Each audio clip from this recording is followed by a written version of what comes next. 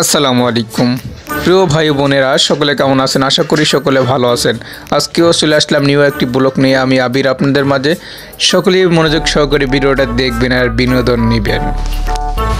অনেকদিন পরে এই জায়গায় আসছি, আপনাদের সেই পুরনো জায়গাটা, যে জায়গাটা। তো বন্ধুরা, লেখাপড়া শেষ করে আমি করি না কোনো কাজ। বাবার বকা শুনে প্রতিদিনই রোজ রোজ আমি কাটি গরুর ঘাস। তাই তো ঘেরে চলে আসলাম। এসে একটা শসার দিকে তাকিয়ে থাকলাম।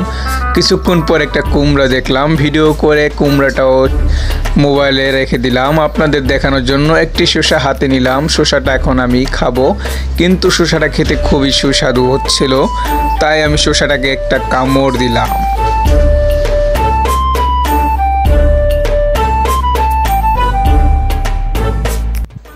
তারপর চলে আসলাম ঢাকা। ঢাকায় যে আসবে সে ভুলে যাবে বাপ চাচার নাম, বাপকে ডাকবে কাকা, রাস্তা হয়ে যাবে বাঁকা। আমি এখন এখানে এসে একটি চাকরি জোগাড় করলাম, ঘষা মাজা চাকরি। চাকরি করে অনেক দিন পরে কিছু টাকা পেলাম হাতে। তারপরে চাকরি পাওয়ার পরে কি করলাম আপনারাই দেখুন। কিছু টাকা পাওয়ার পরে প্রথম বেতন নিয়ে শুরু করলাম রওনা দিয়ে চলে আসলাম ইন্ডিয়ার বর্ডারের কাছে। ইন্ডিয়ার বর্ডারের এখানে এসে কিছু পোলাপানের সাথে হইল দেখা, তাই চলে আসলাম ইন্ডিয়ার বর্ডারের পাশে।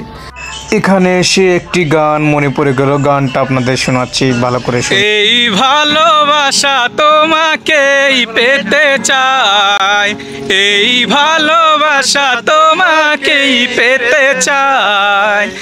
ওই দুটি চোখ যেন কিছু বলে যায়, এই দুটি চোখ যেন কিছু বলে যায়। তো গান গাইতে গাইতে আমি হাঁটতে হাঁটতে চলে আসলাম এক নদীর পাড়ে। নদীর পাড়ে এসে লাগলো আলো, তাই তো ছবি তুলতে লাগে ভালো। তাই তো বন্ধুরা সকলে মিলে ছবি তুলতেছে।